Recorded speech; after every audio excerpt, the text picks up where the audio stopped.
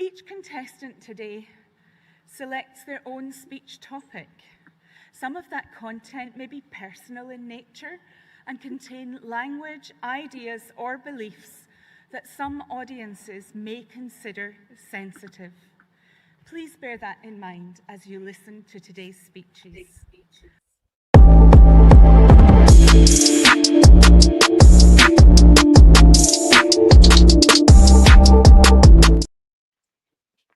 Happy Monday to everyone. What's going on, Alexandre? How you doing? Hey, doing fine. Hi, Roger. Had a good weekend? I had a great weekend. How about yourself, my friend? Oh, great. It always goes too quickly, as my children remind me when, when Monday comes and they go back to school.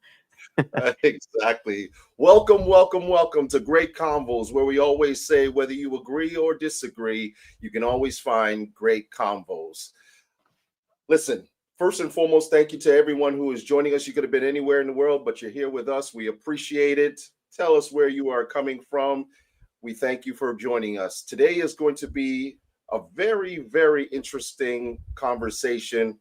Alex, you want to kind of get us started with regards to how we were talking behind the scenes and what we basically want people to understand today? Well, if we start with that disclaimer from Morag Matheson, who was the contest chair at the World Championship of Public Speaking, it was already 3 years ago. It's because this is, and when we were discussing this particular topic, we were wondering, have we become too sensitive that we need this sort of disclaimer of saying, be careful, there might be opinions shared today. When we, Roger and I, we've participated in various speech contests, particularly the International Speech Contest and the World Championship of Public Speaking, and we bring our passion to the stage, and we see contestants doing the same.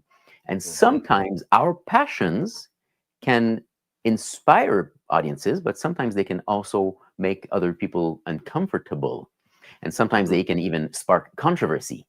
So this is the question that we have today. Is this the right stage for a speech contest? Is it the right stage to bring something that can be controversial, even if it's passionate and you really believe that? Roger? Yeah, Alex, this is a very controversial topic, and we've seen it not only when we are on these stages and delivering our speeches, but we've also seen it in society. And because of the theme for this season being that your voice has power, this really hit home for both Alex and I. As speakers, we want to, for sure, go on stage and deliver and entertain and also motivate and inspire people. But sometimes we also, as speakers, have to think twice, maybe even 3 times about what we say. And we've realized that, is that the way we are supposed to be? Or are we supposed to feel that we can share our thoughts, our ideas comfortably? We've seen it in many contests over the years where there have been contestants who have said, I'm going to share exactly how I feel about a certain topic. And it's not always about the win. It's about sharing their ideas so that there is that conversation, and as well, that it might touch someone's life that is in the audience at that particular time. Right. One reason why we're touching on this topic and we've asked this question this year, today, is because in the World Championship of Public Speaking, which was in which city? Remind me. Philadelphia, Pennsylvania this year.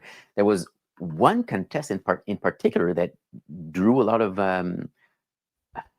positive and negative and questioning feedback.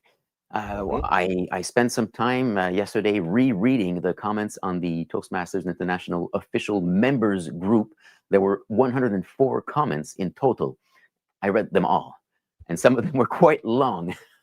I won't mention any names in particular to put you to embarrass you, but I might mention some names because I've gotten their permission to share what they've said. Now, we said one member, one finalist in particular, and his name is Taylor Candela. Now, Taylor shared an original speech. Well, they're all original, but really out of the ordinary. Now, not only in the content that he shared, where he surprised us after 2 or 3 minutes, but the message was quite religious in nature, right? Yeah, it was. It was. And again, what was beautiful about Taylor's speech when he started, you really got engrossed in the story that he was sharing and the way in which he flipped it. I think there was a collective oh in the audience because you saw where he was actually going with his speech. And we've seen this before, Alex, and I see that we even have Linda Marie Miller on today. So shout out to you and thank you for joining us today. But in the past, we have seen others who have stepped up and said, literally, I am going to share my views, and he did just that.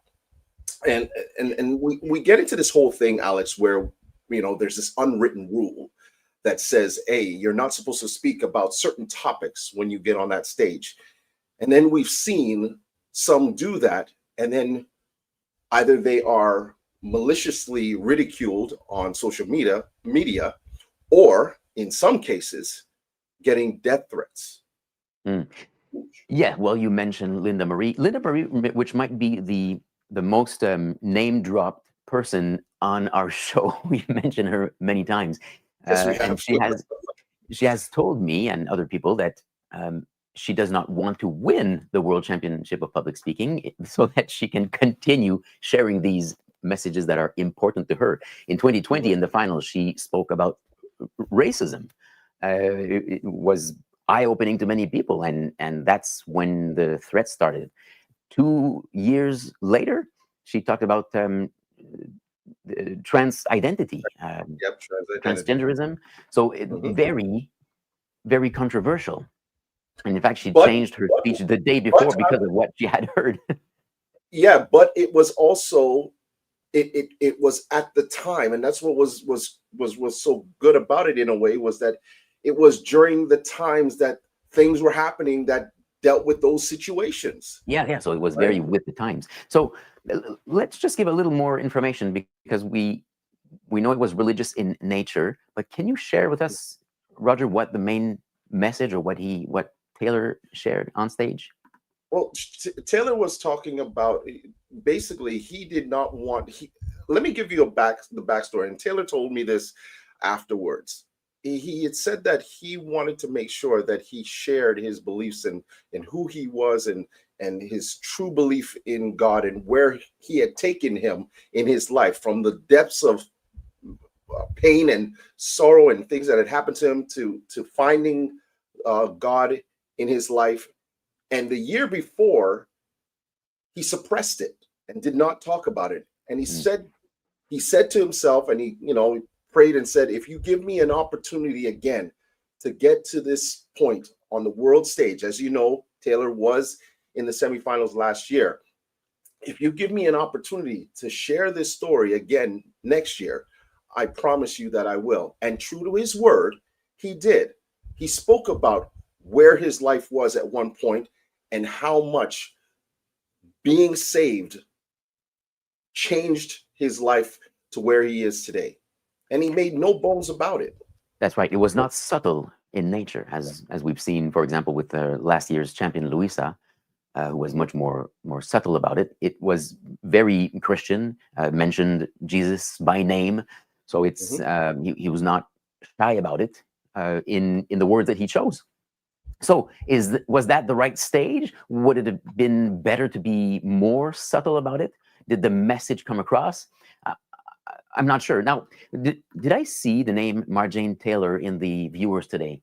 I yes, did. She is here as well. Now, let me quote Marjane, who said this: maybe the one person he really needed to reach was in that audience, and his speech served that purpose. And Taylor has... That's right. And Taylor has shared that after his speech, after the results, he didn't make it on in the top 3, but people lined up to thank him for his message. Now, does that warrant, or is it okay for?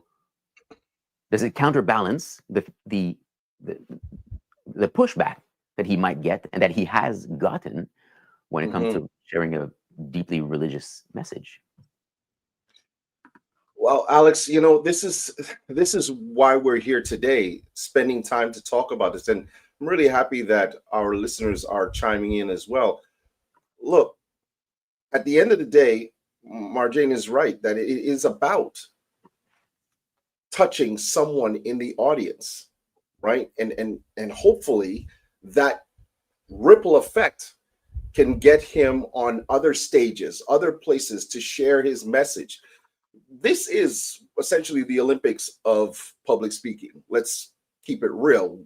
When you get on this stage, millions are watching around the world and thousands in attendance.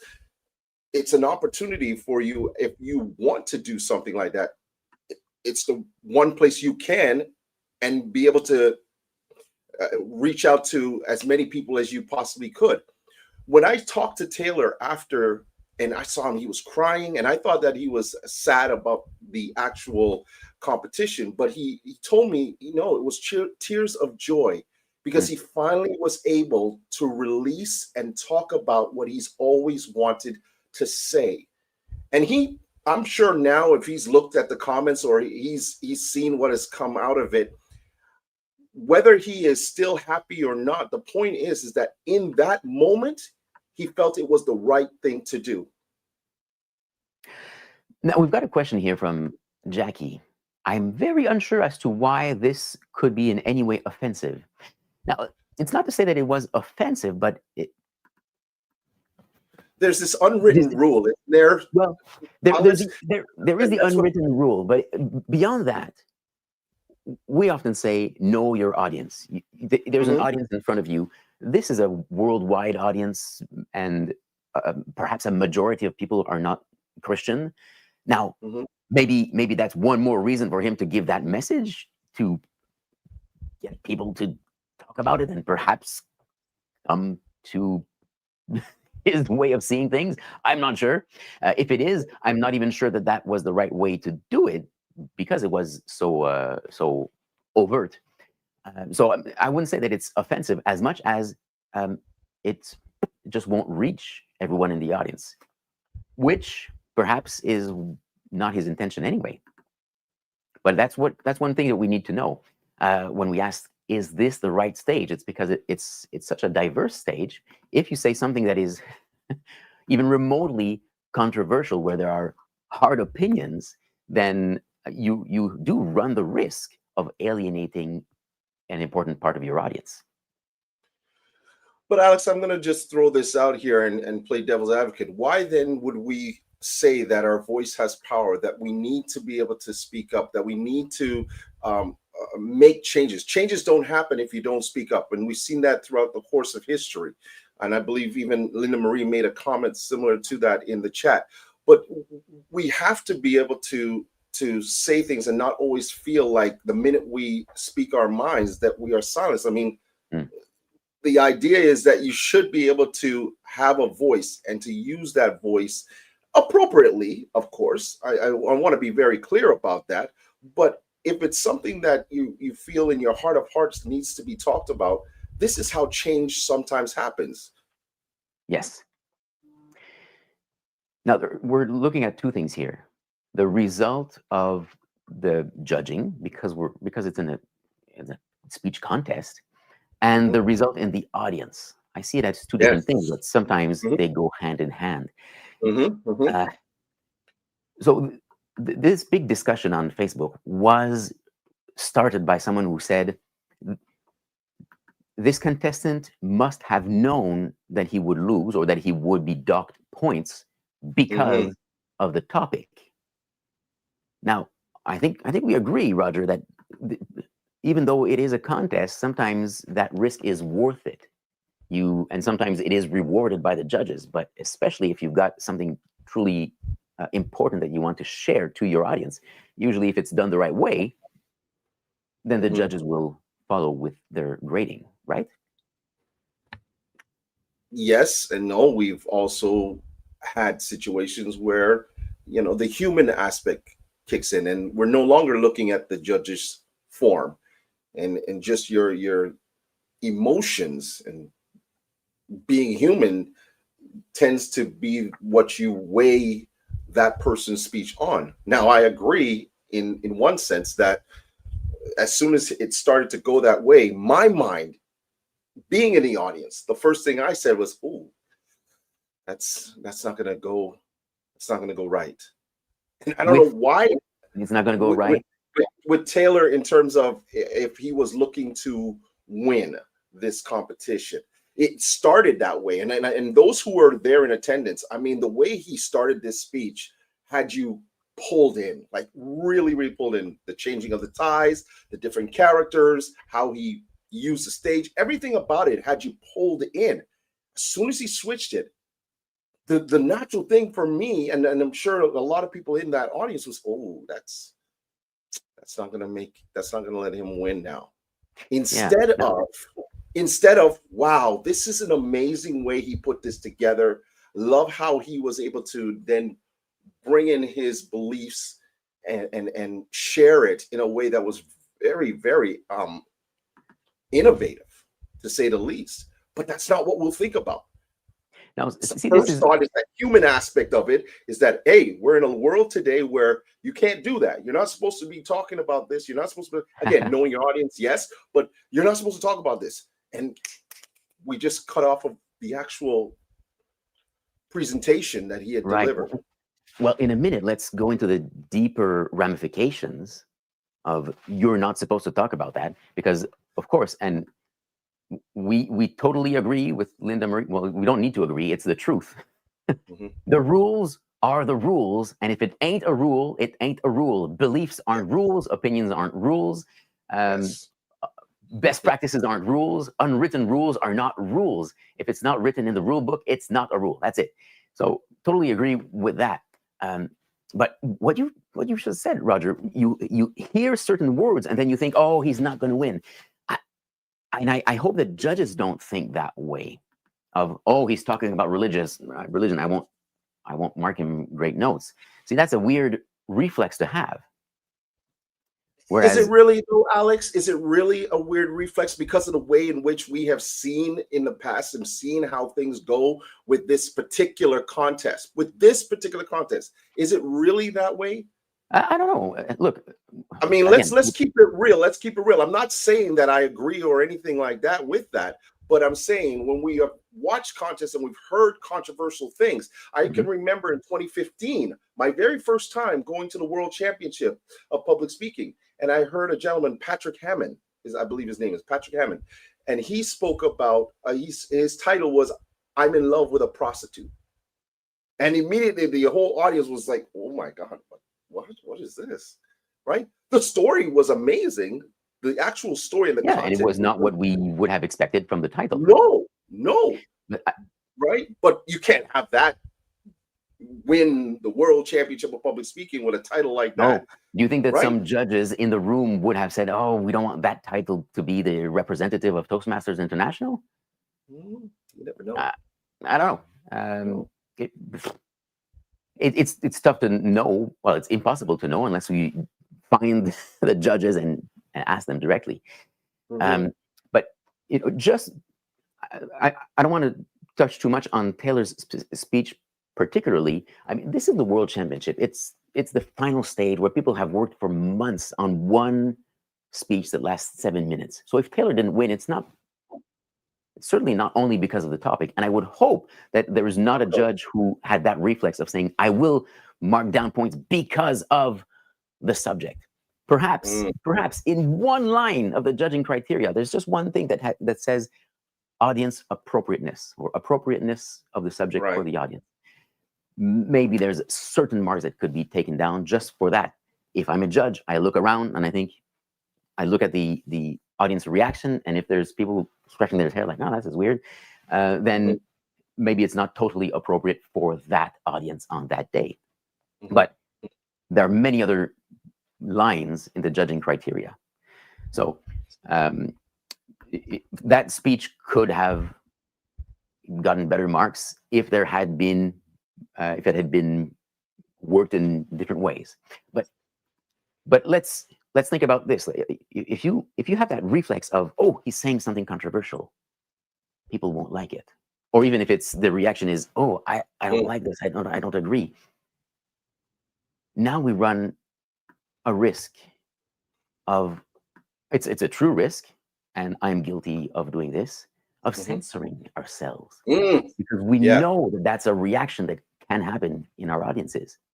Now, beyond the speech contests, but if I say something that might ruffle some feathers, if I'm thinking about it, I mean, even in 2022, my semifinal speech, it touched on some particular subjects, and some people, including you, warned me that it could be too sensitive and that people might not like it. So I in some senses, I removed some content that could have been too controversial. I did talk about religion and abortion and right versus left and politics. So I touched on those subjects, but I tried to be as subtle as possible. And part of my message was that we need to have these conversations. So where there's the risk of auto censorship, I hope that there's also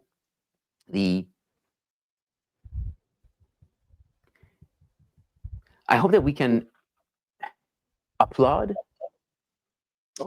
the courage, as some have said, not only of Taylor, but anyone who dares to go beyond what is expected of us, so that we can really share what is important to us. And that's the only way to move forward. Yeah, and I think that that's important, and I agree with you. I want to just put this up here real fast from Jackie, and she says, "Does it mean that only bland messages can win? Who does that help?" Right? No, I don't think so. But I think there's a way to approach those particular subjects. And it doesn't mean that it doesn't have to be bland to win. In fact, I would hope that let's look at the judging criteria again and see all the criteria that are there. Right. There's a way to win, or at least to be placed high in the judging criteria with any subject. But because it has to be because one of the criteria is appropriateness to the audience, and because you are on stage delivering a message to an audience, it's normal that we should think about the audience. So if we do want to, how do you say, spread the gospel, there might be a way to do that without, I'm not looking for the word offending, but without ignoring a big part of your audience. Even if it's something like what the 2024 champion said, Luisa Montalvo. I'm talking about God here, but it's only my God. It's not necessarily your beliefs, but hey, this is very personal. So I'm paraphrasing it, and the way she did it was much funnier, but that was one way of saying, this is me. And I understand that it's not everybody. But even she got some flack for it as well. Of course, because she said something. But even when you tried to do it in the most genuine way so that it doesn't, it still ended up getting controversial comments. Yeah, so what do we do? Do we want to encourage more of these or not? This is the age-old question that you and I have talked about before. Where does this world championship of public speaking go from here? Do we have to worry that everything has to be fluffy and beautiful and uplifting and yay, let's run through the meadows? Or can we have real thought-provoking messages that still can be worth being called a world championship speech? Well, I would hope that we can have those real difficult, thought-provoking speeches. In fact, one of the criteria in the judge's ballot is speech value. Does the speech contribute to your thinking? And if it does not, then you get fewer points there. So if it's too bland, I don't think it would win. If it's too easy, if it doesn't bring anything new to the table or to the stage, then no, I don't. It probably doesn't deserve a first place win.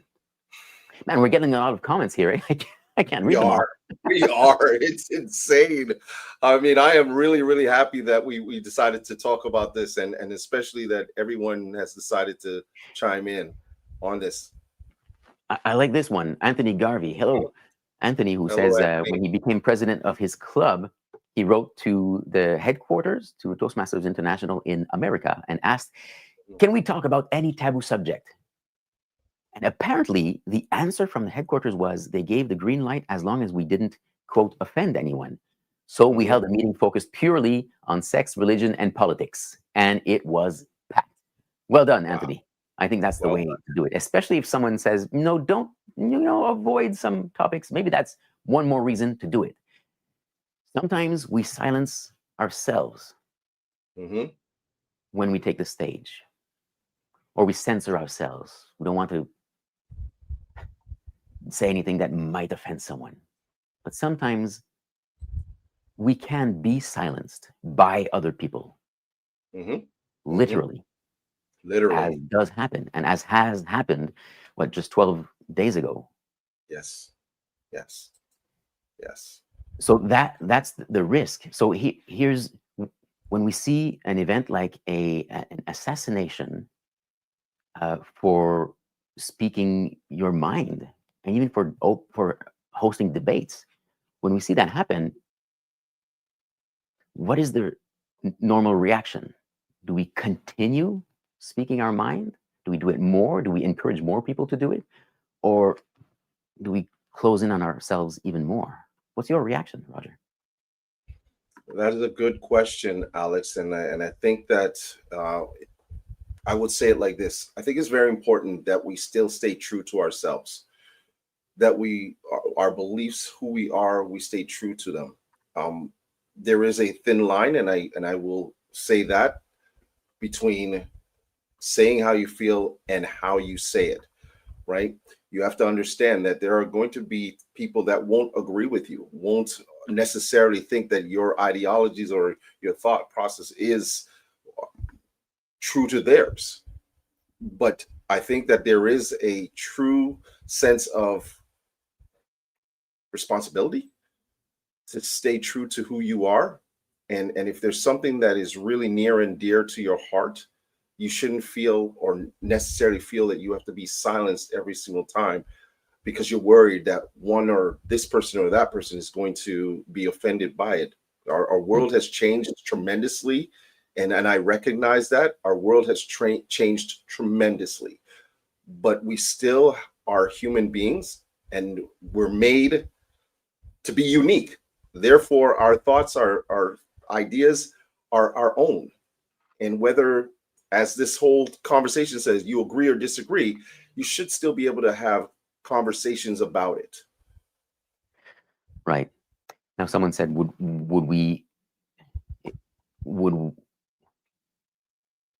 does it need to be a bland subject in order to win? I hope not. Now, the reverse of that is, I think we're doing this. We're encouraging people to really share what they want to share, even at the risk of upsetting some people in the audience. Because if you don't upset people in the audience, it probably means that you're not really contributing to their thinking. So if we encourage this and more of it, is it possible that we might have a world championship one day that is full of controversial topics? And if that happens, is that better than being full of bland subjects? If you're asking me, in my personal opinion, I don't think that will happen, not anytime soon. So it's not necessary that we want to have a bland topic, but I think that we just need to feel like we can at least have some little more credence to the speeches that we have, and not always feel like the only one that will have a chance to win is those that stay high level and don't want to dip down a little too deep.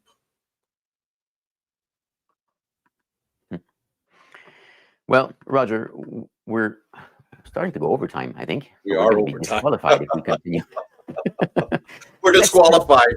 That's it. We're done. Let's continue this discussion behind the scenes, Roger, but also please, everyone who's listening now, do continue this discussion.